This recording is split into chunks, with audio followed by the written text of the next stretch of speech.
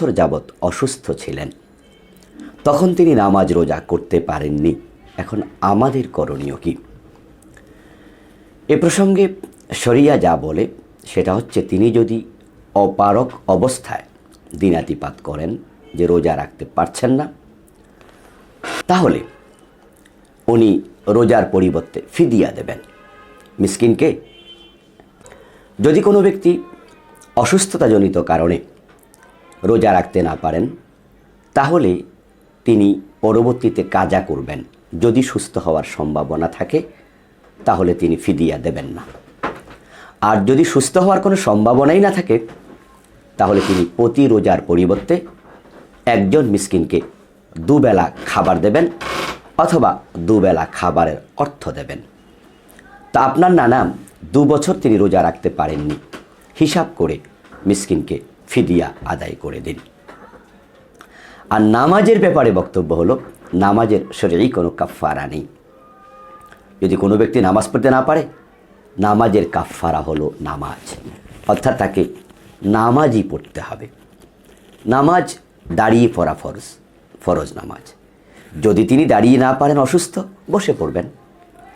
এরপরও তিনি যদি না পারেন, শুয়ে পড়বেন, শুয়ে ইশারায় আদায় করবেন। নামাজের ব্যাপারে কোনো ছাড় নেই। এরপর আপনার নানা 2 বছর নামাজ পড়তে পারেননি, যদি তিনি হুঁশ অবস্থায় থেকে থাকেন, এই নামাজগুলো পড়া তার উপরে ফরজ ছিল। এই জন্য আল্লাহর কাছে ক্ষমা চান, তার পক্ষ থেকে সাদাকা করুন। কিন্তু নামাজের কোনো আলাদা কাফারা কোরআন এবং হাদিসে পাওয়া যায় না। আর তার যদি হুঁশ না থাকে, তাহলে তার উপর নামাজটা তখন ফরজ ছিল না, ফরজিয়ত সাকেত হয়ে গিয়েছিল। তার পক্ষ থেকে আফসোস করার কোনো দরকার নেই। কিন্তু হুঁশ থাকলে আফসোস করুন, ক্ষমা চান, সাদাকা করুন। জামাল উদ্দিন ভাই জানতে চেয়েছেন, নামাজের প্রথম বৈঠকে ভুলে যদি দুরূদ শরীফ পড়ে ফেলি, তাহলে কি সাজদা দিতে হবে? হ্যাঁ ভাই, ওলামায়ে হানাফের ফতোয়া হলো, যদি কোনো ব্যক্তি 4 রাকাত বিশিষ্ট নামাজের প্রথম বৈঠকে আত্তাহিয়াতু শেষ করে আল্লাহুম্মা সাল্লি আলা পর্যন্ত পড়ে, তারপরে মনে হয় যে আমার তো আরও 2 রাকাত বাকি আছে, দাঁড়িয়ে যাবেন, সাজদা দিতে হবে না। কিন্তু সাল্লি আলা মুহাম্মদ যদি বলে ফেলেন, তাহলে দুরুদ হয়ে গেল। রাসূলের নাম বলে ফেললে ওলামায়ে হানাফের ফতোয়া, তাকে সাজদা দিতে হবে। বিন বাজ রাহেমাহুল্লাহ সহ আরও একদল আলেমের ফতোয়া হলো, যদি কেউ 4 রাকাত বিশিষ্ট নামাজের প্রথম বৈঠকে সে তাশাহুদের পরে দুরুদও পড়ে পেলে, তাকে সাজদা দিতে হবে না। বরং ওলামাদের কেউ কেউ তাশাহুদের পরে দুরুদ পড়াকে মুস্তাহাবও বলেছেন। যদি ওলামায়ে আহনাফ এ বিষয়ে অনেক শক্ত, তারা বলেন যে দুরুদ পড়লে প্রথম বৈঠকে তাশাহুদের পরে তাকে সাজদা দিতে হবে। আক্তার হামিদ নামে একজন ভাই জানতে চেয়েছেন, এক ব্যক্তি একা একা 1 রাকাত নামাজ পড়েছে। নামাজ চলাকালে লক্ষ্য করল পাশে জামাতে নামাজ হচ্ছে, সে কি এখন একা নামাজ ছেড়ে দিয়ে জামাতে অংশগ্রহণ করতে পারবে? হ্যাঁ, পারবে। তবে শর্ত হলো তিনি আরেক রাকাত পড়ে নেবেন। নিজে একা একা শুরু করেছেন, 1 রাকাত শেষ করার পরে তিনি দেখলেন যে কয়েকজন এসে জামাতে নামাজ শুরু করেছে, তো তিনি জামাতের সওয়াব নিতে চান, তাই তিনি 1 রাকাত পড়ে নামাজ ছেড়ে দেবেন না। কোরআনে বলা আছে, আল্লাহ তাআলা বলেছেন, লা তুবতিলু আমালাকুম, তোমরা তোমাদের আমলকে বাতিল করো না। তো 1 রাকাত পড়ার পরে নামাজ ছেড়ে দিলে 1 রাকাত বাতিল হবে। তাই তিনি 1 রাকাত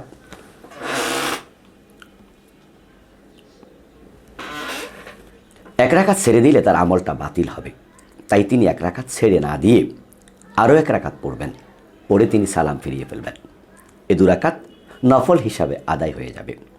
তারপরে তিনি আবার জামাতে অংশগ্রহণ করে ফরজ সালাত আদায় করবেন, তিনি জামাতেরও সওয়াব পাবেন ইনশাআল্লাহ। ইমন নামে একজন ভাই জানতে চেয়েছেন, জোহর ও আসর নামাজে কিরাত আমরা চুপে চুপে পড়ি, এটা কেন? মাগরিব, ইশা এবং ফজর নামাজে আমরা জোরে জোরে কেরাত পড়ি, অথচ জোহর আর আসরে আমরা চুপে চুপে কেরাত পড়ি। আসলে কোনো কারণ নেই। রাসূল সাল্লাল্লাহু আলাইহি সাল্লাম চুপে চুপে পড়েছেন এই 2 ওয়াক্তে, আমরাও চুপে চুপে পড়ি। বাকি 3 ওয়াক্তে তিনি জাহরি কেরাত পড়েছেন আওয়াজ করে, আমরাও আওয়াজ করে পড়ি, রাসূলকে অনুসরণ করছি আমরা। আবার জোহরের পরিবর্তে যখন শুক্রবারে তিনি জুমার নামাজ পড়ছেন, কেরাত উনি জোরে পড়েছেন। আমরা জোহরে কেরাত পড়ি চুপে চুপে, কিন্তু জুমায় কেরাত পড়ি জোরে জোরে। আল্লাহর হাবিবকে আমরা অনুসরণ করে এটা করছি। এখানে আমরা কোনো কারণ অনুসন্ধান করি না, করার প্রয়োজনও অনুভব করি না। ওয়ালিউল্লাহ নামে একজন ভাই জানতে চেয়েছেন, কুড়িয়ে পাওয়া টাকা গরিবকে দান করলে আমি কি দায়মুক্ত হব? হ্যাঁ ভাই, আপনি কুড়িয়ে পাওয়া টাকা যদি মালিকের কাছে পৌঁছিয়ে দেন, আপনি তখনই দায়মুক্ত হবেন। গরিবকে আপনি কিভাবে দেবেন? টাকা তো আপনার নয়। এই জন্য মাসালা হলো কুড়িয়ে পাওয়া টাকা গ্রহণ না করা। এটা পড়ে থাক এটার জায়গায়, আপনি ধরা দরকার নেই, এটা মালিক এসে খুঁজে নিয়ে যাক। যদি আপনি ধরেন, তখন আপনার দায়িত্ব হবে, আপনি এলান করবেন, ঘোষণা করবেন, এই টাকার মালিককে, টাকা হারাইছেন, নিয়ে যান। আপনার উপরে তখন হচ্ছে মালিকের কাছে পৌঁছানোটাই দায়িত্ব, গরিবকে দেয়া নয়। টাকার মালিক আপনি নয়, আপনি গরিবকে দিবেন কিভাবে? এখন খুঁজতে খুঁজতে আপনি 2 মাস চলে গেল, 6 মাস চলে গেল, এই টাকাটা মালিক খুঁজে পাচ্ছেন না। তখন আপনি যদি নিজে গরিব হন, তাহলে আপনি খেয়ে ফেলতে পারবেন। আর যদি আপনি গরিব না হন, তাহলে আপনি গরিবকে দিয়ে দিতে পারবেন। তবে যদি মালিক 10 বছর পরেও এসে বলে যে আমার কিছু টাকা হারিয়ে গিয়েছিল, শুনেছি আপনি পেয়েছেন, আপনাকে কিন্তু আবার এই টাকা ফিরিয়ে দিতে হবে। যদি আপনি বলেন যে আমি তো গরিবকে দিয়ে দিয়েছি, আর উনি বলে যে আমার টাকা গরিবকে কেন দিছেন, আপনাকে টাকা ফিরিয়ে দিতে হবে। এই জন্য কুড়ানো জিনিসের বিষয়ে শরীয়ত খুব শক্ত। ইসলামের আসলে সৌন্দর্যটা এখানেই। কারণ আমরা যদি কিছু হারিয়ে ফেলি, ভুলে কোথাও রেখে আসি, আমারটা তো আমি খুঁজে নেব। যদি আমরা কেউ এটা না নিতাম, না ধরতাম, তাহলে আমি জানতাম যে আজকে তো আমি অমুক দোকানে বসেছিলাম, অমুক বাজারে গিয়েছিলাম, সেখানে গেলে তো আমি পেয়ে যাব। ইসলাম প্রত্যেকের মালকে খুঁজে পাওয়া সুনিশ্চিত করতে চায়। এই জন্য কুড়িয়ে পাওয়া জিনিস গ্রহণ করবেন না, করলে এলান করা ওয়াজিব। গরিবকে দিলে ও বেটা চাইলে আপনি তাকে আবার ফিরিয়ে দেওয়া ওয়াজিব। আশা করি বুঝতে পেরেছেন। নঈম ইসলাম ভাই জানতে চেয়েছেন, আত্মহত্যাকারী কি চিরস্থায়ী জাহান্নামী? আত্মহত্যাকারী চিরস্থায়ী জাহান্নামী নয়, কারণ আত্মহত্যা করা কবিরা গুনাহ। এটা জঘন্য একটি গুনাহ। রাসূল সাল্লাল্লাহু আলাইহি সাল্লাম বলেছেন, যে ব্যক্তি যা দিয়ে নিজেকে হত্যা করবে, জাহান্নামে তাকে সে শাস্তিটাই অবিরত দেয়া হবে। কেউ যদি বিষ পান করে মারা যায়, জাহান্নামে তাকে বারবার বিষ পান করানো হবে। কেউ যদি ফাঁসিতে ঝুলে মরে, জাহান্নামের আগুনের ভিতরে তাকে ফাঁসিতে ঝুলিয়ে রাখা হবে। খুবই কঠিন শাস্তি সে পাবে, এটা বড় অপরাধ। কিন্তু এই শাস্তি একবারে আবাদুল আবাদ, চিরকাল, সে কখনো নিষ্কৃতি পাবে না, এটা আমরা বলতে পারি না। কারণ আত্মহত্যা কুফরি নয়, এটা কবিরা গুনাহ। আর কুফরি করলেই চিরস্থায়ী জাহান্নামী। কবিরা গুনাহগার, আশা করা যায় শাস্তির পরে সে মুক্তি পাবে। আল্লাহ তাআলা শিরক এবং কুফরকে ক্ষমা করবেন না। ওয়াগফিরু মা দুনা যালিকা লিমান ইয়াশা, তিনি চাইলে বাকি গুনাহ ক্ষমা করতেও পারেন। এখন আল্লাহ যদি মনে করেন যে না, সে আত্মহত্যা কেন করেছে, তাকে আমি চিরদিন জাহান্নামে দিয়ে দিলাম, সে ক্ষমতা আল্লাহর আছে। আবার তিনি যদি মনে করেন এটা তো কবিরা গুনাহ, আমি তো শিরিক ক্ষমা করব না, কবিরা তো আমি ক্ষমা করব। আমি বলেছি ওয়াগফিরু মা দুনা যালিক, শিরিক ছাড়া আমি ক্ষমা করতে পারি, তাকে আমি ক্ষমা করে দিলাম। আল্লাহ চাইলে ক্ষমা করতে পারবেন। এই জন্য আমরা আত্মহত্যাকারীকে চিরস্থায়ী জাহান্নামী মনে করি না, তাই তো আমরা তার জানাজার নামাজ পড়ি। আত্মহত্যাকারী যদি কাফের হয়ে যেত, চিরস্থায়ী জাহান্নামী হয়ে যেত, তাহলে তার জানাজার নামাজ পড়া হতো না। অমুসলিমের তো জানাজার নামাজ নেই, অথচ সকল আলেমরা এই বিষয়ে একমত যে আত্মহত্যা করবে তারও জানাজার নামাজ আছে। এতে বোঝা যায় সে চিরস্থায়ী জাহান্নামী হবে না। আমরা আল্লাহর কাছে প্রার্থনা করি, আল্লাহ যেন এই জাতীয় অপরাধ থেকে আমাদের হেফাজত করেন। হাফেজ আবু তাহের ভাই জানতে চেয়েছেন, জাকাতের টাকা যদি মসজিদ মাদ্রাসায় দান করি আদায় হবে? না, আদায় হবে না। জাকাতের 8টি খাত আল্লাহ তাআলা নির্ধারণ করে দিয়েছেন। সুতরাং জাকাত যিনি দেবেন ওই 8 খাতে দিতে হবে। মসজিদ মাদ্রাসা জাকাত আপনি দিবেন না, কারণ যেহেতু এটা 8টি খাতের ভিতরে নেই। ইন্নামা সাদাকাতু লিল ফুকারাই ওয়াল মাসাকিন ওয়াল আমিলিনা আলাইহা। এভাবে আল্লাহ তাআলা 8টি খাত বলেছেন। ফকির, মিসকিন, জাকাত বিভাগের কর্মচারী, ঋণগ্রস্ত ব্যক্তি, মুসাফির, জিহাদ ফি সাবিলিল্লাহ। এই 8টি খাত আপনাকে কোরআন থেকে খুঁজে নিতে হবে।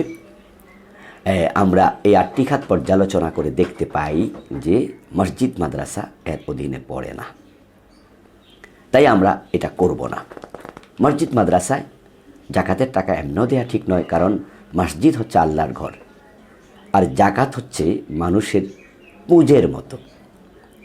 এটা হচ্ছে পুঁজ, যেমন শরীর থেকে বের হয় নাপাক, জাকাতের টাকাটাও ঠিক এমনই। এটা ভালো টাকা নয়। এই জন্য আল্লাহর ঘরে এই টাকা লাগানো আল্লাহর ঘরের সাথেও এটা মানায় না। আর হকদার যেহেতু গরিব, মিসকিন, মুসাফির এবং জাকাত বিভাগের কর্মচারী, জিহাদ ফি সাবিলিল্লাহ এর আল্লাহ তাআলা ইবনুস সাবিল এগুলো বলেছেন, তাই এই খাতের বাহিরে আমরা যাব না ইনশাআল্লাহ। মাসুদ নামে একজন ভাই জানতে চেয়েছেন, শুধু শুধু আল্লাহ আল্লাহ জিকির করা যাবে কি? শুধু শুধু আল্লাহ আল্লাহ জিকির করা যাবে কি না, এই বিষয়ে উলামায়ে কেরামের 2টি মত পাওয়া যায়। একদল আলেম বলেছেন যাবে। আল্লাহ তাআলা বলছেন, ফাজকুরুল্লাহা যিকরান ওয়াজকুরুল্লাহা যিকরান কাসীরা। তোমরা আল্লাহর বেশি বেশি জিকির করো। তাহলে আল্লাহর জিকির করো। তো আল্লাহ এই শব্দটার জিকির করতে বলা হয়েছে। ফাজকুরুনি আযকুরকুম, তোমরা আমাকে স্মরণ করলে আমিও করব। তো আল্লাহকে স্মরণ করা, এরপরে তোমরা আল্লাহর নামের জিকির করো, এমন কথাও পবিত্র কোরআন মাজিদে আছে। ওই আয়াতগুলোকে সামনে এনে একদল আলিম বলতে চান আল্লাহ আল্লাহ জিকির করা যাবে। আরেক দল আলেম বলেন যে না, শুধু আল্লাহ আল্লাহ জিকির করা যাবে না, কারণ রাসূল সাল্লাল্লাহু আলাইহি সাল্লাম থেকে জিকিরের যে আলফাজগুলো পাওয়া যায়, সুবহানাল্লাহ পাওয়া যায়, আলহামদুলিল্লাহ পাওয়া যায়, আল্লাহু আকবার পাওয়া যায়, অর্থাৎ আল্লাহ শব্দের সাথে আরও কিছু শব্দ যোগ হয়ে পাওয়া যায়। লা ইলাহা ইল্লাল্লাহ পাওয়া যায়, সুবহানাল্লাহি ওয়া বিহামদিহি সুবহানাল্লাহিল আযীম, এরকম শব্দ আলাদা যোগ করে পাওয়া যায়। বিশ্বনবী কখনো আল্লাহ আল্লাহ এ শব্দে জিকির করেছেন মর্মে কোনো হাদিস পাওয়া যায় না। তাই তারা বলেন যে এই লফজে জিকির না করাই ভালো, করা যাবে না। তবে একটি হাদিস আছে যেখানে আল্লাহ আল্লাহ শব্দ 2বার আছে, লা তাকুমু সাহ আলা আহাদিন ইয়াকুলু আল্লাহ আল্লাহ, যে আল্লাহ আল্লাহ বলার মতো ব্যক্তি যতদিন থাকবে ততদিন কিয়ামত হবে না। এখানে 2বার আল্লাহ আল্লাহ শব্দ এসেছে, তাই একদল মুহাদ্দিস বলেন এটা জিকির বোঝানো হয়েছে। যে নবীর উপরে কোরআন নাজিল হয়েছে, আল্লাহ জিকির করো আল্লাহ বলেছেন, সে নবী আল্লাহ আল্লাহ শব্দে জিকির যেহেতু করেননি, সেই হেতু একদল আলেম বলছেন যে এই লফজে আমরা জিকির করব না, বরং আমরা শব্দ যোগ করব। আমরা বলবো সুবহানাল্লাহ, আমরা যদি আল্লাহ বলি সাথে বলবো আল্লাহু আকবার। আর আল্লাহ এটা লফজে নেদা, এটা হচ্ছে ডাকার শব্দ। তো আল্লাহ তো জিকির নয়, ওনারা বলতে চান যে আল্লাহ হলো আহ্বান। আল্লাহ মানে ইয়া আল্লাহ, হে আল্লাহ। তা আপনি আল্লাহকে ডাকবেন, আল্লাহ ডাকে নিশ্চয়ই সাড়া দেবেন। কিন্তু জিকির যদি করেন, আল্লাহ শব্দের সাথে আপনি আরও শব্দ কিছু যোগ করবেন। ওলামাদের 2টি মতামতই এ বিষয়ে পাওয়া যায়। আশা করি বুঝতে পেরেছেন। ওয়াহিদ নামে একজন ভাই জানতে চেয়েছেন, কোরআন ছুঁয়ে যদি কেউ কোনো ওয়াদা করে আর তা পালন না করে তাহলে কি গুনাহ হবে? ওয়াদা পালন না করলে ইচ্ছা করে গুনাহ তো হবেই। ওয়াদা লঙ্ঘন করা এটা মুনাফিকের আলামত। আর কোরআন ছুঁয়ে যখন কেউ বলবে, এটা শপথের অন্তর্ভুক্ত হয়ে যায়। কোরআন আল্লাহর সিফাত, সিফাত কাদিম। আল্লাহ যেহেতু কাদিম, তার সিফাত কাদিম, অবিনশ্বর।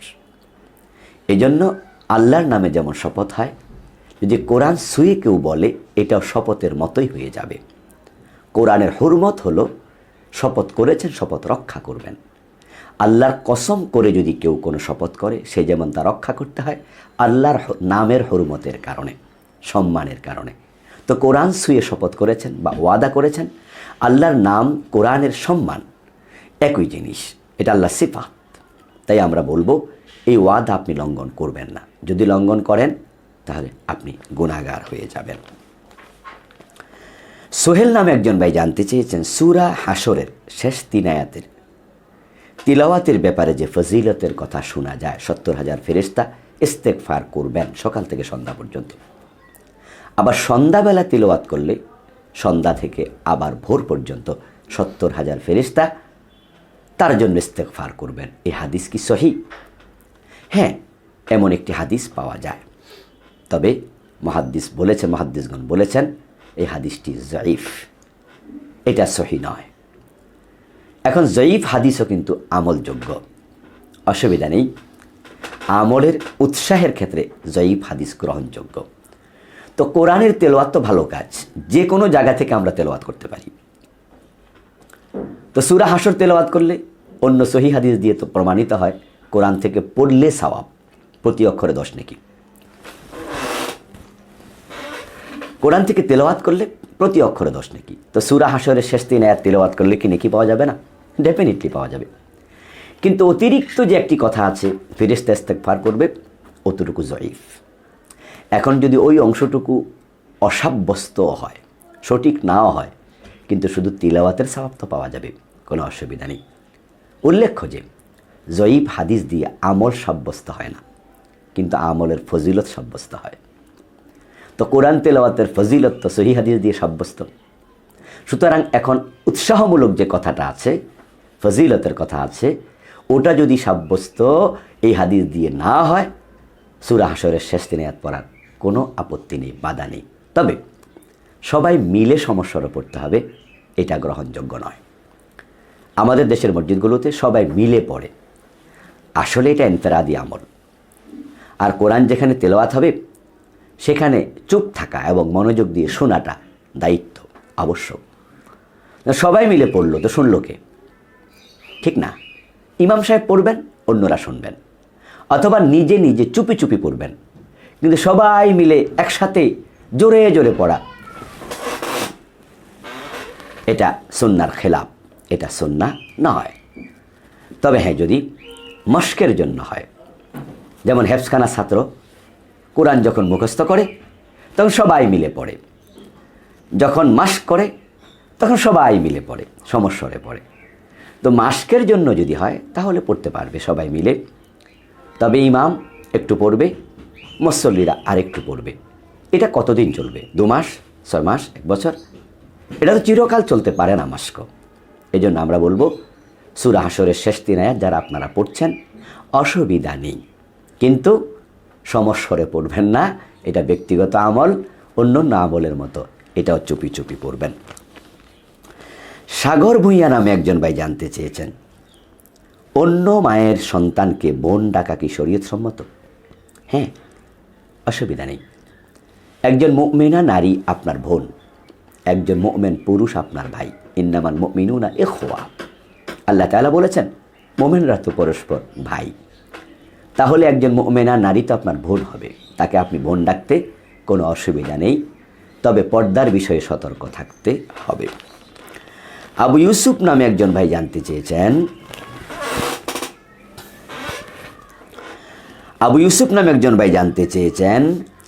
আমার ছেলে নাই, মেয়ে আছে, আমি কি আমার মেয়েকে আমার সকল সম্পদ লিখে দিতে পারবো? আপনি এটা করবেন না, কারণ আপনার মেয়ে আপনার সম্পদের কতটুকু পাবেন আল্লাহ কিন্তু এটা বলে দিয়েছেন, ফারায়েজ নির্ধারণ করে দিয়েছে। তো যেখানে আল্লাহ তাআলা নির্ধারণ করে দিয়েছেন সেখানে আপনি নাক গলাতে কেন যাবেন? কোন দরকার? আপনার ভাইয়েরা অংশ নিয়ে যাবে, আপনার ভয়? মেয়েকে যদি আমি লিখে না দেই তাহলে মেয়ে একটা হলে সে পাবে অর্ধেক, মেয়ে যদি একাধিক হয় পাবে 3 ভাগের 2 ভাগ, তো বাকিটুকু কে পাবে? আমার ভাইয়েরা। কামাইছি আমি, আমার ভাই পাবে কেন? এটা আপনার আপত্তি না। আল্লাহ তাআলা ভাইদের সম্পদ দিয়েছেন, অংশ দিয়েছেন আপনার সম্পদ থেকে। সুতরাং আল্লাহর অর্ডার, নির্দেশনাকে আপনি লঙ্ঘন করবেন না। আর দুনিয়া তো কে কাজে আসে বলা তো যায় না, আপনার ভাইয়েরা তো আপনার মেয়ের চেয়েও বেশি কাজে আসতে পারে। আখেরা তো ঠিক তাই, আপনার মেয়ের চেয়েও আপনার ভাইয়েরা বেশি উপকারী হতে পারে আখেরাতে। এই জন্য আমরা বলবো আপনি জীবদ্দশায় লিখে দিয়ে যাবেন, এই কাজটা না করাই ভালো, কারণ সে কি পাবে আল্লাহ তো বলেই দিয়েছেন, তাই অগ্রিম কাজ করা শোভনীয় নয়। আল আমিন নামে একজন ভাই জানতে চেয়েছেন, কবরস্থানের উপর ঘর তৈরি করা যাবে কি? না, কবরের উপরে বসতে বিশ্বনবী নিষেধ করেছেন। কবরের পবিত্রতা রক্ষা করতে বলেছেন। কবরকে অপবিত্র করা যাবে না। কবরের উপরে বসা হাঁটা ঠিক নয়। আর যদি ঘর বানান তাহলে শুধু বসা হবে না, শোয়াও তো হবে। ঘরে বাচ্চা কাচ্চা প্রস্রাব করে, পায়খানা করে, স্বামী স্ত্রী একসাথে থাকে। কবরের উপর এই কাজগুলো অযাচিত, এগুলো অনুচিত। এই জন্য কবরের উপরে মসজিদ বানাবে না, কবরের উপরে ঘর বাড়িও বানাবে না। হ্যাঁ, যদি কোথাও এমন অবস্থা হয় যে এটা ছাড়া আর জায়গাই নাই, তাহলে আমরা বলি ওলামায়ে কেরামের সাথে পরামর্শ করুন। তারপরে যদি ওই কবরের উপরে বাড়ি বানাতেই হয়, আপনি ওই কবর খুঁড়ে যে হাড্ডিগুলো পাবেন সেগুলোকে আপনি অন্য জায়গায় কবরস্থ করে তারপরে বাড়ি বানাতে পারবেন। নিশ্চয়ই এটা ওলামায়ে কেরামের সাথে পরামর্শ করে তারপরে করবেন। রাসেল নামে একজন ভাই জানতে চেয়েছেন, সুদখোর স্বামীর অধীনে থাকা স্ত্রী সে কি জান্নাত পাবে? তার ইবাদত কি কবুল হবে? হ্যাঁ, এক শর্তে তার ইবাদত কবুল হবে।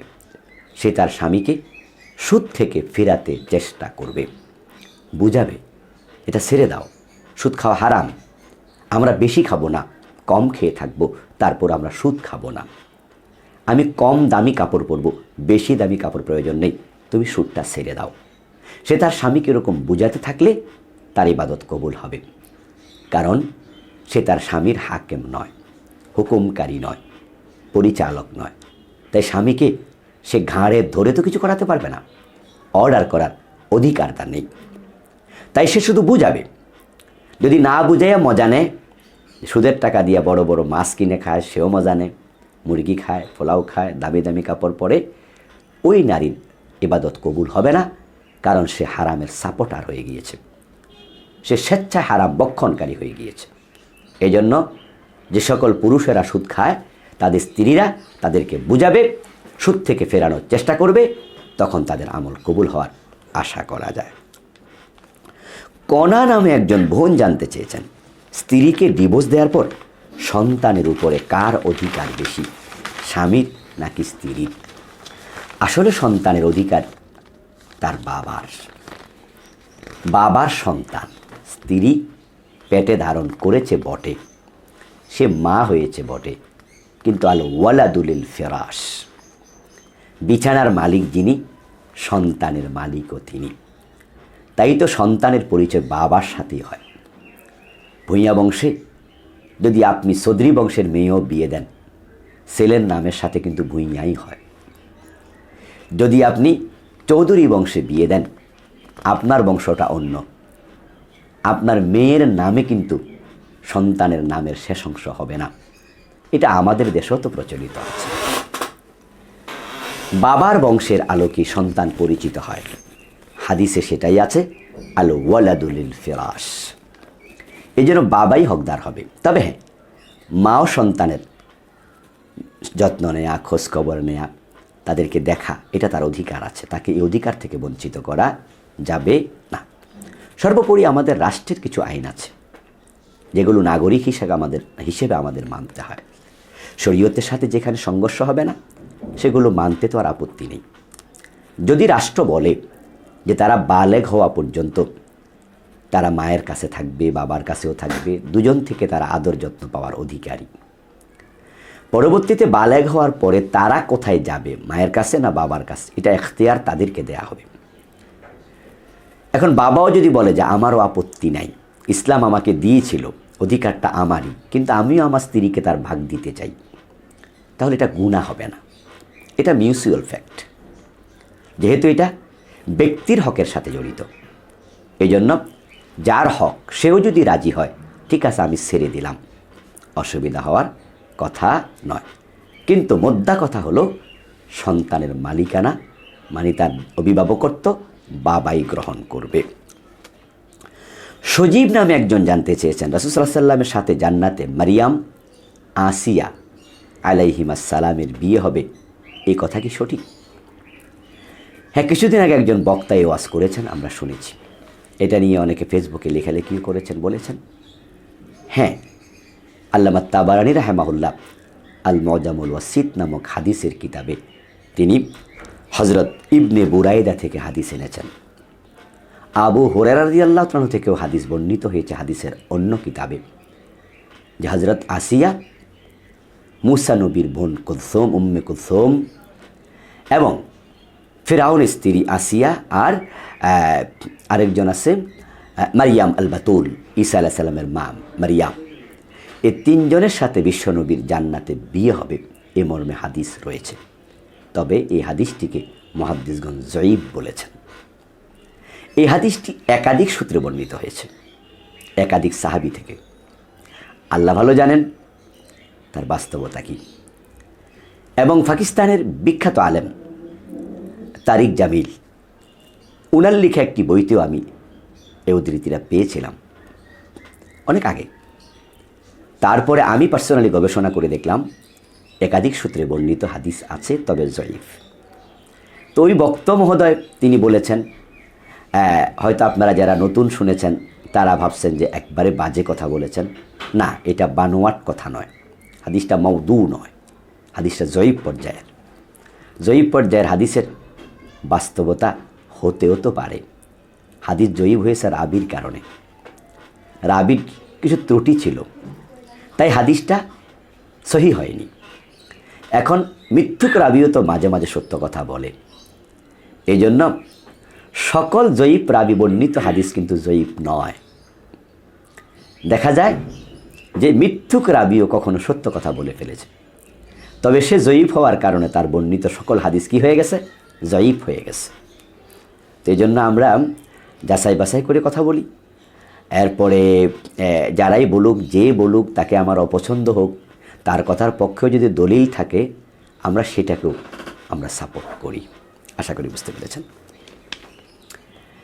হাবিবুল্লাহ নামে একজন ভাই জানতে চেয়েছেন, নামাজ চলাকালে মসজিদের দ্বিতীয় তলায় হঠাৎ মাইক বন্ধ হয়ে গিয়েছে, তাই ইমামের তাকবীর শোনা যায় না, কেরাতও শোনা যায়নি, মুসল্লিদের করণীয় কি? একটা বিপদের কথা। এই জন্য নিচতলা থেকে দোতলায় আওয়াজ পৌঁছবে, ফাঁকা রাখা উচিত। যখনই বিদ্যুৎ চলে যায় অথবা যান্ত্রিক কোনো গোলযোগ তৈরি হয়, তখন নিচতলা থেকে কেউ মোকাব্বির হয়ে জোরে আওয়াজ করবেন, যেন দোতলায় তাকবীরের ধ্বনিটা পৌঁছে। দোতলার লোকেরা আবার জোরে তাকবীর দেবেন, যেন তিনতলায় আওয়াজটা পৌঁছে। এটা করা উচিত। কিন্তু কোথাও যদি এমন হয় যে না, যান্ত্রিক গোলযোগ অথবা বিদ্যুৎ চলে যাওয়ার কারণে আওয়াজই পৌঁছানো যায়নি, তারা তাকবীরও শোনেনি, ইমামের আনুগত্যও করেনি, ইমাম কখন রুকু করছে কখন সেজদা করছে টেরও পায়নি, তো তারা আর কি করবে? নামাজ আবার দোহরাতে হবে। যদি জুমার নামাজ হয় তাহলে তারা জোহর পড়ে নেবে একা একা। আর যদি অন্য নামাজ হয় তাহলে ইমাম সাহেব সালাম ফিরানোর পরে তো ওরা টের পাবে। ওরা যে রুকুতে গেছে, রুকু তো আর শেষ হয় না। ওরা যে সেজদায় গেছে আল্লাহু আকবার শোনার পরে, এখন গেছে বিদ্যুৎ চলে, সেজদাতে আছে, ইমাম তো আর ওঠে না, এর মানে ওরা শুনছে না। ওনারা নামাজ ছেড়ে দেবেন, কিছুক্ষণ অপেক্ষা করে তারপরে আবার তারা নিজেরা একজনকে ইমাম বানিয়ে নামাজ আদায় করে নেবেন। তরিকুল ইসলাম ভাই জানতে চেয়েছেন, রুহানি সন্তান কাকে বলে? রুহানি সন্তান বলে ইসলামে কোনো পরিভাষা নেই, এটা হচ্ছে আঞ্চলিক পরিভাষা। আমাদের দেশে আমরা শব্দটি ব্যবহার করি। কয়েকদিন আগে তো আমাদের কয়েকজন ভাই রুহানি উম্মত ব্যবহার করছিলেন, রুহানি সাহাবি। এ বিষয়ে আমরা কথা বলেছি, ওনারা সরিয়েও বলেছেন। রুহানি সাহাবা বা রুহানি সন্তান এগুলো আঞ্চলিক পরিভাষা, এগুলো আমাদের দেশে। অর্থাৎ ছাত্রকে শিক্ষক মনে করে সে আমার ছেলের মতোই, তো কিন্তু সে তো আমার ছেলে না, যেহেতু তাকে আমি পড়াই লেখাপড়া করি, আমার সন্তানের মতো সে, এই হিসাবে বলে রুহানি সন্তান। তা আমরাও আমাদের ওস্তাদদেরকে সম্মান দিয়ে বলি আমাদের রুহানি বাবার মতো, মানে যেহেতু সে আমাকে পড়ায় আর শিক্ষক বাবার মতে শ্রদ্ধেয়, এই হিসাবে আমরা শব্দটি ব্যবহার করি। এটা ইসলামী কোনো পরিভাষা নয়, এটা আঞ্চলিক পরিভাষা। সেলিম নামে একজন ভাই জানতে চেয়েছেন, অ্যালকোহলযুক্ত সেন্ট ব্যবহার করা যাবে কি? না করাই ভালো। একদল আলিম বলেছেন, আল্লাহ তাআলা মদের আলোচনা করে বলছেন ফাজতানিবুহু, তা থেকে বিরত থাকে। এই জন্য মদ খাওয়াও যাবে না, মদ ব্যবহারও করা যাবে না। আর একদল আলেম বলছেন খাওয়া হারাম, যেমন আঙ্গুর থেকে তৈরি হয় মদ, খেজুর থেকে তৈরি হয় মদ। তো খেজুর তো খারাপ জিনিস না, খাওয়াই জায়েজ।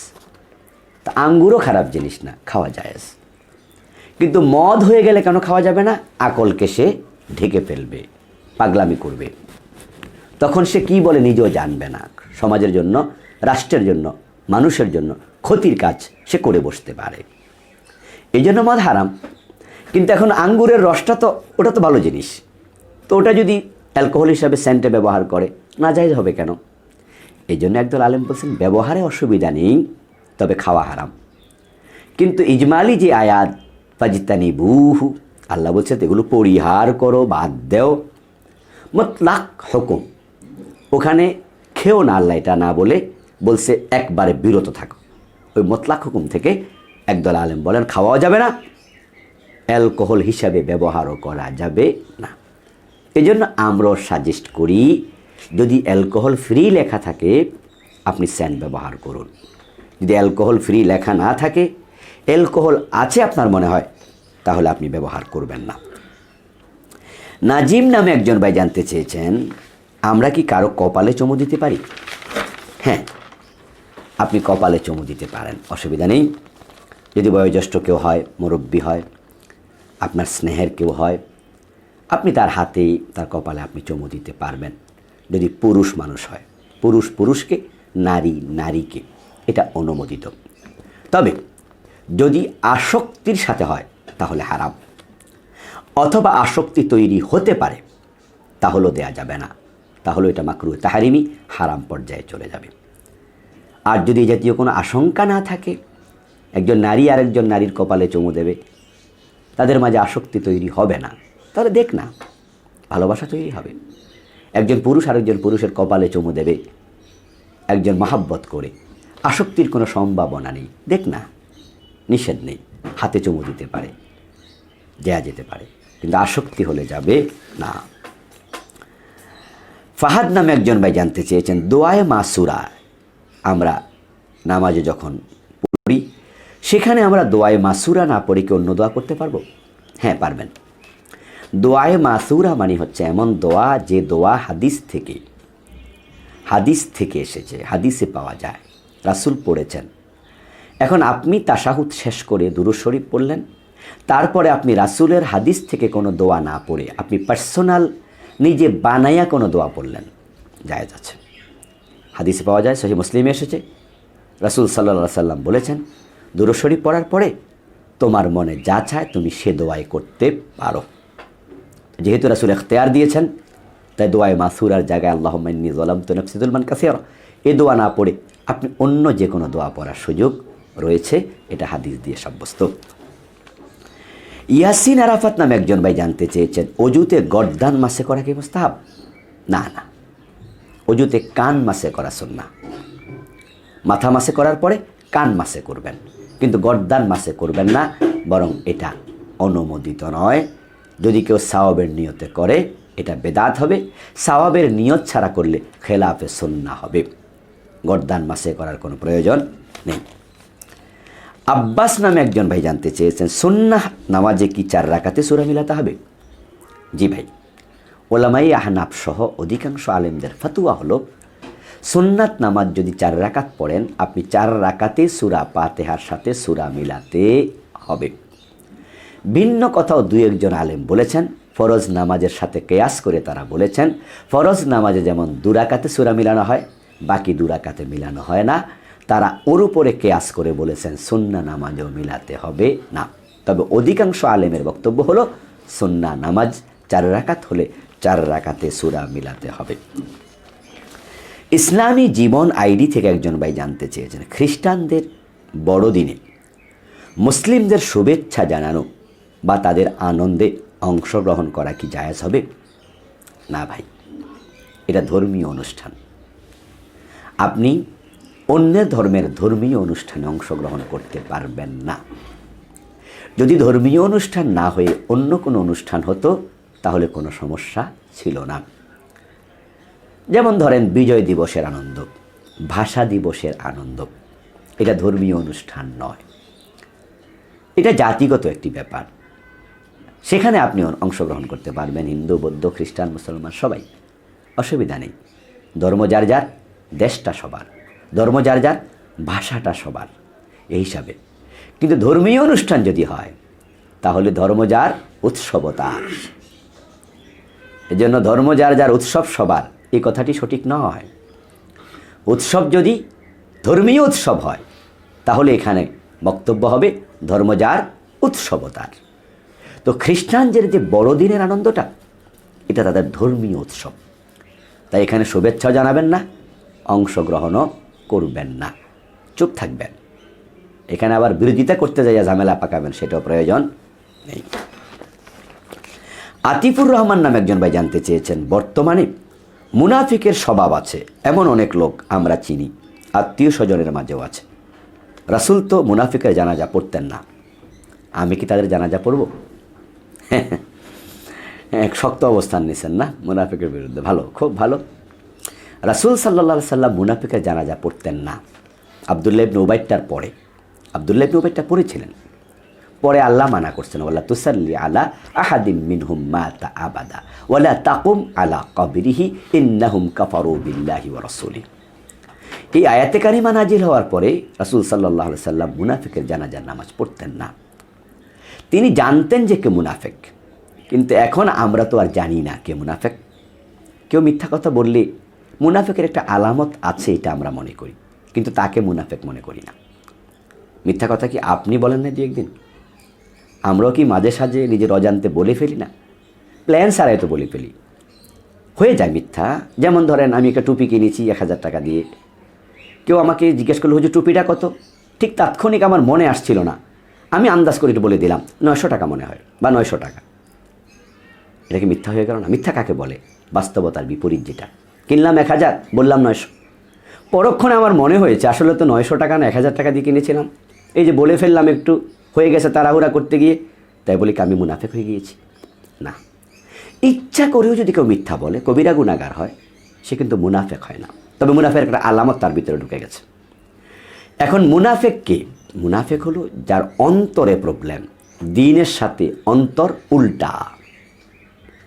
সে কালেমা প্রকৃত অর্থে নেয় নাই, সে কোরআনকে প্রকৃত অর্থে তার ধর্মীয় কিতাব, সংবিধান মানে নাই, সে ইসলামকে পরিপূর্ণ জীবন বিধান হিসাবে গ্রহণ করে নাই, অন্তরে সমস্যা, এটা হলো মুনাফিক। এখন কার অন্তরে সমস্যা আছে বোঝা তো একটু কঠিন।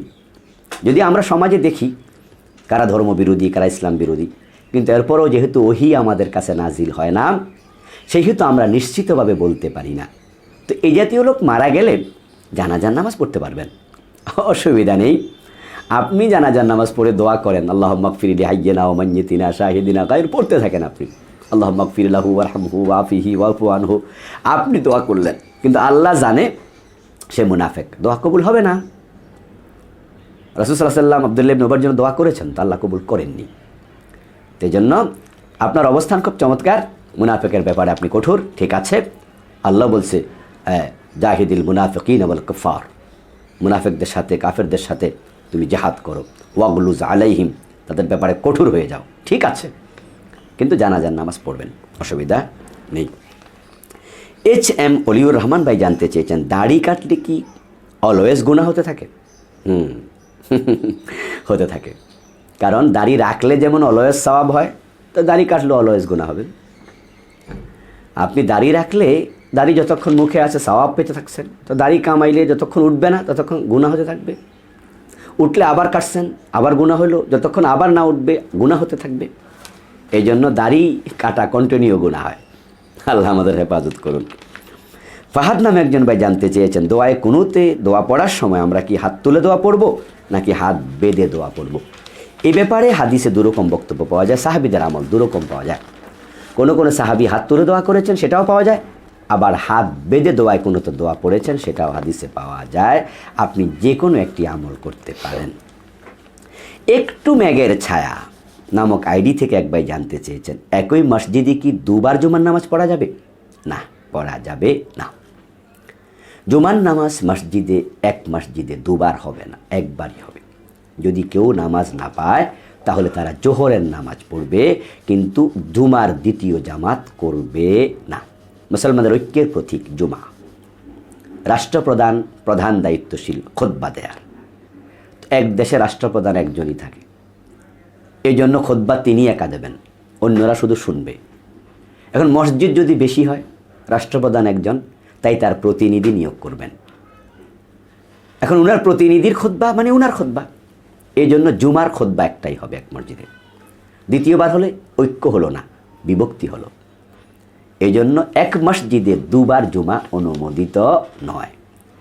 তাই এই কাজ যারা করছেন, উনিও বলেছেন যে উনি যে এলাকায় থাকেন মাঝে মাঝে দেখেন এক মসজিদে দুবার জুমা হচ্ছে, এই কাজটি মোটেও সঠিক কাজ নয়। হুজাইফা নামে একজন ভাই জানতে চেয়েছেন, নামাজ চলাকালীন যদি সর্দি আসে কি করবেন? সর্দি মুছে নেবেন, অসুবিধা নেই, এক হাত দিয়ে মুছে নেবেন। এবং আপনি যদি সর্দি ফেলতেও হয়, বাম পায়ের তলায় ফেলবেন একান্ত বাধ্য হলে। মসজিদ হলে পরে এটাকে আবার ধুয়ে মুছে পরিষ্কার করে দেবেন, নামাজ ভঙ্গ হবে না। শামীম নামে একজন ভাই জানতে চেয়েছেন, জান্নাতের আশায় জাহান্নামের ভয়ে ইবাদত করলে কি আল্লাহকে ভয় করা হয়? হ্যাঁ, ডেফিনেটলি, নিশ্চয়ই। জাহান্নাম থেকে বাঁচতে তো আল্লাহই বলেছেন, এবং জান্নাতের আশায় ইবাদত করতে আল্লাহই তো বলেছেন, জাযাআম বিমা কানু ইয়ামালুন। জান্নাত দেওয়ার সময় তো আল্লাহ বলবেন তোমার আমলের কারণে তোমাকে আমি প্রতিদান দিলাম। তাহলে আপনি জান্নাত পাওয়ার আশা করবেন, আল্লাহই তো আশা করতে বলছেন। এবং তিনি আমাদেরকে ইন্নাল্লাযীনা আমানু ওয়া আমিলুস সলিহাতি লাহুম জান্নাত, আমল করো, ঈমান আনো, তোমাদের জান্নাত দেব। তো আশা তো আল্লাহই দেখাইছে। কেউ কেউ বলে যে না, শুধু আল্লাহর জন্য, জান্নাত জাহান্নাম আমার দরকার নাই, আমি আল্লাহরে চাই। এগুলো হলো বেশি সুফিগিরি। এবং রাবেয়া বসরির কথা কয়, রাবেয়া বসরি কইছে, আল্লাহ আমার জান্নাত আর জাহান্নাম দরকার না, আমার তোমারে দরকার। তুমি যদি আমারে জাহান্নামে দিয়াও কো রাবেয়া কেমন আছো, তাহলে জাহান্নামই আমার ভালো। আর তুমি জান্নাত দিয়ে যদি আমার খোঁজ না নেও, এই জান্নাত আমার দরকার নাই। এগুলো হলো ফাও কথা। বরং জাহান্নাম থেকে পরিত্রাণ রাসূল নিজে চেয়েছেন। জান্নাত পাওয়ার জন্য বিশ্বনবী নিজে দোয়া করছে। রাসূল আল্লাহর কাছে দোয়া করে, আল্লাহ আমারে জান্নাত দাও, আল্লাহ আমার জাহান্নাম থেকে বাঁচাও। আর আমনে কোন আমার জান্নাত জাহান্নাম দরকার নেই, আল্লাহ তোমারে চাই। আপনি কি রাসূলের চেয়ে বেশি আল্লাহওয়ালা হয়ে গেছেন? এগুলো হলো বেশি সুফিগিরি। আমরা আল্লাহর জান্নাত আল্লাহর কাছে চাই, আমরা জাহান্নাম থেকে ফানা চাই। এই আশা যদি আপনি ইবাদত করেন, কোনো অসুবিধা নেই, এবং এটার মাধ্যমে আল্লাহকে ভয় করা হবে, এতেও কোনো সমস্যা নেই। সম্মানীয় ভাইরা, যারা এখনও শেয়ার করেননি, মেহরবানি করে একটু শেয়ার করে দিন, অন্য ভাই বোনদের উপকার হবে ইনশাআল্লাহ। সুমাইয়া ইসলাম নামে একজন বোন জানতে চেয়েছেন, আমার মা একটি ইয়াতিম ছেলেকে ধর্ম ছেলে বানিয়েছে। আমি ক্লাস 10-এ পড়ি, সে আমারই ক্লাসমেট।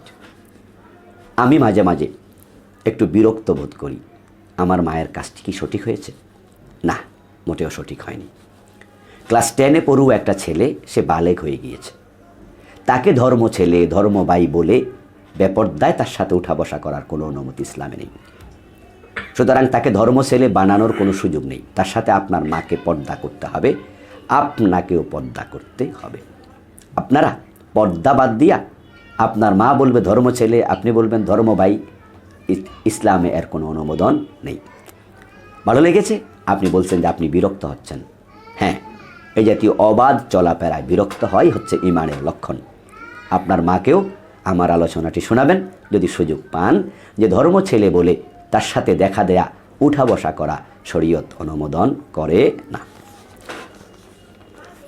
শহীদুল্লাহ ভাই পশ্চিমবঙ্গ ভারত থেকে জানতে চেয়েছেন, হুজুর আমাদের দেশে তাবলিগ জামাতের কাজ চলে, আমি কি তাবলিগে যেতে পারি? হ্যাঁ, নিশ্চয়ই, নিশ্চয়ই পারেন। তাবলিগ জামাত দ্বীনের দাওয়াতি কাজ করছে। তারা নামাজ শেখাচ্ছে, রোজা শেখাচ্ছে, ওযু শেখাচ্ছে, সুদ ছাড়তে বলে, হারাম ছাড়তে বলে, ভালো। কিন্তু ইসলামের পরিপূর্ণতার দাওয়াত তাদের মাঝে একটু অনুপস্থিত। তাই আমরা বাংলাদেশে যারা তাবলিগ করে তাদেরকে বলি যে তোমরা পরিপূর্ণ ইসলামের দাওয়াত দাও আমার ভাইয়েরা। তাদেরকে আমরা বলি তোমরা পরিপূর্ণ ইসলামের দাওয়াত দিতে থাকো, আংশিক নয়। কিন্তু আপনি ভারতে আছেন, সেখানে চোর ধরে হাত কাটা, ডাকাত ধরে শুলে দেওয়া, ইসলামের ফৌজদারি বিধান কায়েম করা, দিন বিজয়ের কথা বলা, ভারতে এটা অমূলক। সেখানে মুসলমানের সংখ্যা খুবই কম। তাই সংখ্যাগরিষ্ঠের ভিত্তিতে আপনারা দিনকে সেখানে বিজয়ী করবেন, জেহাদ ব্যতীত, খেলাফতে রাশেদা অনুসরণ করে খেলাফত প্রতিষ্ঠা ব্যতীত অসম্ভব। তাই আপনি সেখানে তাবলিগের কাজ করে মৌলিক যে বিধানগুলো আছে শরীয়তের ফারায়েদ, ওয়াজেবাত, হরুমাত, মাকরুহাত, এগুলো মানার জন্য তাবলিগে আপনি যেতে পারেন, শিখতে পারেন, কোনো অসুবিধা নেই। সেখানে চোর ধরে হাত কাটার কথা না বললেও তাবলিগের লোকেরা জান্নাত পাবে। তবে শরীয়তের বিধানটা জানাইয়া দিতে হবে যে ইসলাম এমন একটা বিধান আছে। কিন্তু বাংলাদেশের তাবলিগ অনেকে ধরা খেয়ে যাবে, কারণ তারা দিন বিজয়কে অনেকেই তাদের কর্মসূচি বানায়নি, তারা সয়সুলের ভিতর আবদ্ধ। অথচ বাংলাদেশ তো মুসলিম দেশ, 90% মুসলমান। এখানে আপনি সয়সুল কেন? এখানে আপনার চেষ্টা হবে সব উসুল, ইসলামে যা আছে সব বলতে হবে। ইয়া আইয়ুহার রাসূল বাল্লিগ মা উনজিলা ইলাইকা মির রাব্বিক। আপনার তাবলিগ হবে আল্লাহর হাবিব যা করেছেন তা। এই জন্য বাংলাদেশের তাবলিগের ভাইয়েরা, আপনারা বাংলাদেশের লোকেরা তাবলিগে যাবে, আমরা মানা করি না, সেখানে অনেক কিছু শিখতে পারবে তারা, বিশেষ করে একরামুল মুসলিমিনটা তারা শিখবে, এগুলো খুব ভালো। কিন্তু পরিপূর্ণ ইসলামের দাওয়াত দিতেই হবে, যেহেতু আমরা সংখ্যাগরিষ্ঠ, না হয় কিন্তু আল্লাহর কাছে ধরা খাওয়া লাগবে। দিন বিজয়ের কাজ করতেই হবে। বিজয় হলো নাকি হলো না সেটা দেখা দরকার নাই, বিজয়ের কাজ করেছেন কিনা সেটাই দেখা দরকার। মনির নামে একজন ভাই জানতে চেয়েছেন, নিজের বউ থাকা অবস্থায় খালাতো শালিকে বিয়ে করা যাবে? হ্যাঁ, যাবে। আপন দুই বোন একসাথে বিয়ে করা যাবে না, কিন্তু বউয়ের খালার মেয়ে তথা খালাতো বোন, আপনার খালাতো শালি বিয়ে করতে পারবেন, শরীয়ত অনুমতি আছে। কিন্তু আপনি পাবলিকের মাইর খাইলে আমার কিছু করার নেই, অথবা ঘরে বউয়ের মাইর খাবেন, রাবুল কালাম আজাদ হুজুর কইছে জায়েজ, আপনি কালকে করে আসবেন, আপনার পিঠ বাঁচাইতে আমি কিন্তু যাব না। আমি মাসআলা বলছি মাত্র যে শরীয়ত অনুমতি আছে, আপনি করতে পারবেন, বিয়েটা হবে। কিন্তু আপনার পরিবেশ মেনটেন করা, স্ত্রীকে বুঝ দেয়া, তাদের মাঝে সমতা বিধান করা, আবার রাষ্ট্রের আইন আছে, বউ কিন্তু মামলা দিলে 6 মাস জেল, তাহলে রাষ্ট্রের আইন থেকে বাঁচা, এই দায়িত্বগুলো আপনাকে নিতে হবে। কিন্তু শরীয়ত খালাতো বোনকে, খালাতো শালিকে বিয়ে করার অনুমতি দিয়েছে। ওসমান ভাই জানতে চেয়েছেন, নামাজির সম্মুখে কেউ কি শুয়ে থাকতে পারবে? হ্যাঁ, শুয়ে থাকতে পারবে। মা আয়েশা রাদিয়াল্লাহু তাআলা আনহা বিশ্বনবীর সামনে শুয়ে থাকতেন। রাসূল সাল্লাল্লাহু আলাইহি সাল্লাম নামাজ পড়তেন, যখন তিনি সেজদায় যেতেন তখন তিনি সেজদায় যাওয়ার আখ্যান দিয়ে পায়ে ধরে টিপ মারতেন, সিমটি কাটতেন, মা আয়েশা পা সরিয়ে নিতেন। রাসূলুল্লাহ সেজদা দিতেন, সেজদা শেষ করে যখন তিনি উঠতেন মা আয়েশা আবার পা সরিয়ে দিয়ে শুয়ে থাকতেন। তাহলে নামাজির সম্মুখে শুয়ে থাকা জায়েজ আছে, কিন্তু হাঁটা চলা জায়েজ নেই, হাঁটা চলা করা যাবে না।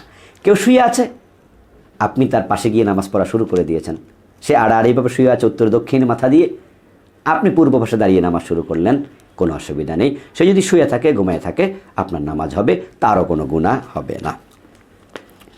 মাকসুদুর রহমান ভাই জানতে চেয়েছেন, সন্তানের সামনে বাবা যদি মায়ের উপর জুলুম করে সন্তানের করণীয় কি? সন্তানের করণীয় চুপ থাকা। বাবা এখানে জালেম, মা এখানে মাজলুম, তাদের ফয়সালা আল্লাহর উপর ছেড়ে দেন, কিন্তু আপনি নাক গলাতে যাবেন না, বাবা মায়ের মাঝখানে ঢুকবেন না। কারণ তারা যদি ঝগড়াও করে, তারা সকালে ঝগড়া করছে, সন্ধ্যাবেলা কিন্তু আবার তারা দুজনে মিলে গেছে, তারা এক রুমে ঘুমায়, আপনি জানেন না, সেখানে তারা আবার একজন আরেকজনকে আদর করতেছে, কাছে টানতেছে। বাবা হয়তো বলে দিয়েছে সরি, মা মুচকি হাসি দিয়ে কয় ওকে, তাহলে কিন্তু তারা ঠিক হয়ে গেল। আর আপনি নিজে নাক গলাইছেন, বদদোয়া কিন্তু পেয়ে গেছেন, আপনি বাঁচবেন কি দিয়া? এজন্য বাবা মায়ের মাঝখানে ঢুকতে নেই। এরপরেও যদি দেখেন যে বাবা বেশি জুলুম করে, তাহলে আদবের সাথে কথা বলুন, অথবা আপনি এমন এক লোক দিয়ে কথা বলান যাকে বাবা মানে। যেমন আপনি জ্যাঠাকে বলেন, দাদা থাকলে দাদাকে বলেন, মুরব্বী কাউকে লাগান, এইভাবে আপনি বাবাকে জুলুম থেকে বিরত রাখার চেষ্টা করুন। কিন্তু নিজে নাক গলাইতে মায়ের পক্ষ নিয়ে বাবার বিরুদ্ধে ঝগড়া শুরু করবেন, এটা কখনোই করা যাবে না, আপনি মাঝখানে ঢুকবেন না। জি, জান্নাত নামে একজন বোন জানতে চেয়েছেন, সালাতুত তাসবিহ সম্পর্কে কিছু বলুন। সালাতুত তাসবিহ হাদিসে আছে, পড়তে চান পড়তে পারেন, নিয়ম হাদিসগুলোতে দেয়া আছে, কিন্তু রাসূল সাল্লাল্লাহু আলাইহি সাল্লাম কখনো নিজে সালাতুত তাসবিহ পড়েননি। তিনি ইবনু আব্বাস রাদিয়াল্লাহু তাআলা আনহুকে বলেছেন যে চাচা, এমন একটা ইবাদত করলে তোমার দিনের গুনাহ, রাতের গুনাহ, আগের গুনাহ, পরের গুনাহ, ছোট গুনাহ, বড় গুনাহ সব মাফ হয়ে যাবে। পারলে প্রতিদিন পড়ো, না পারলে সপ্তাহে একবার, না পারলে মাসে একবার, না পারলে জীবনে একবার। এই হাদিসটি কোনো মুহাদ্দিস বলেছেন জয়ীফ, কেউ বলেছেন হাসান, কেউ বলেছেন আল্লামা আপনার একজন মুহাদ্দিস তিনি বলেছেন মাউদু, তার নামটা আমি ভুলে গেছি, তিনি মাউজু পর্যন্ত বলেছেন। এই হাদিসের সনদ নিয়ে এমন জটিল কি বলে কমেন্ট অন্য হাদিসে পাওয়া যায় না। যে কেউ বললেন সহি, কেউ বললেন হাসান, কেউ বললেন জয়ীফ, একজন তো বললেন মাউদু। আল্লাহ আল্লাহ আল্লাহ আল্লাহ। এই জন্য আমরা বলি, যদি আপনি হাসান মনে করেন বা সহি মনে করেন আপনি পড়তে পারেন, কিন্তু বিশ্বনবী কখনো পড়েননি, অথচ আমলের ব্যাপারে তিনি সবচেয়ে বেশি আগ্রহী ছিলেন। এত সওয়াব হলে কি রাসূল নিজে পড়তেন না?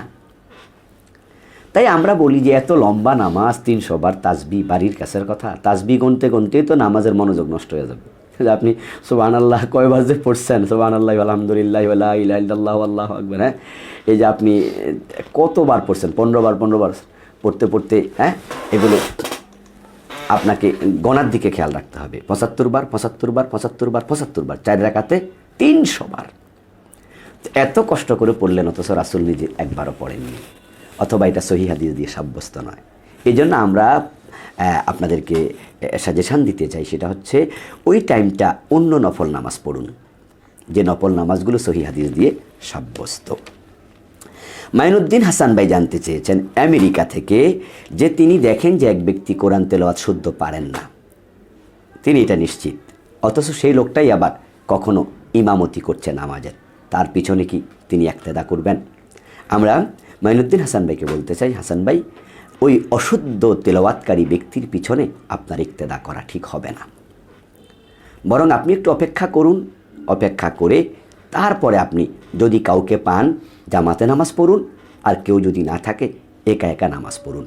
কারণ কোরআন যার লাহানে জালি হয়, প্রকাশ্য ভুল হয়, তার নামাজ হয় না।